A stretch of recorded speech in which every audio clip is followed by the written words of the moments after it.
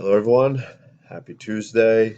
Uh, another day closer. Light is definitely starting to be seen at the end of the tunnel here. All right, so we're going to be visiting an old idea through a new lens today while we look at these nonviolent movements.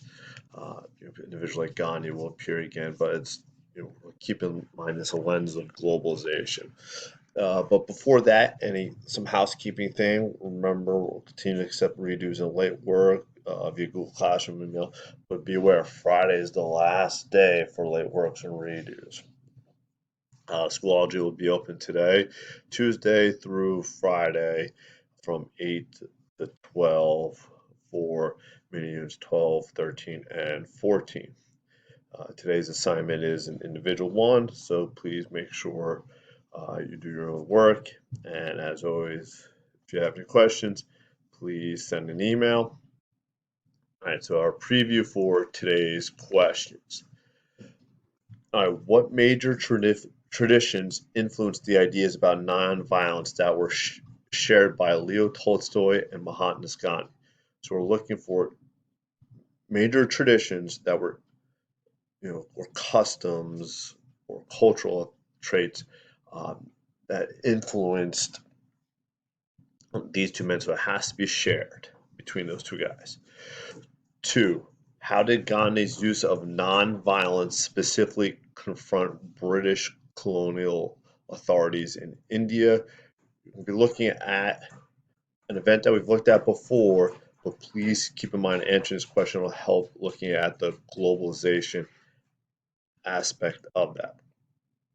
Three, what were the main characteristics of the Rosentrace protest of 1943 and what made it unique?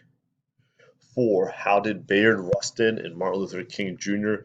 connect the success of the nonviolent independence movement in India to the civil rights movement in the United States? Five, movement, how did the Prague Spring movement begin and end?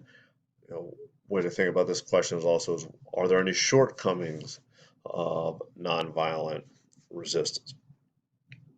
Six, nonviolent movements developed in a conversation with each other, meaning a movement in country X and a movement in country Y. They're aware of what's going on, influencing and inspiring each other around the world. How do you think the ability to communicate and share ideas across borders change the identities and strategies of protest? So that's what that ability to communicate. How influential is it in changing the identities and strategies of the protesters? What they chose to do, what they chose not to do. Were these movements different from similar protests in the 19th century? So thinking back uh, to protests we looked at in the 1800s. How are these movements in the 20th century similar or different? Seven, the video briefly mentions the colonial salt monopoly of British India, reflecting a profound injustice in the frame of production and distribution, so creation and spreading out. Why do you think Gandhi's strategy was effective? So why was his strategy against this effective?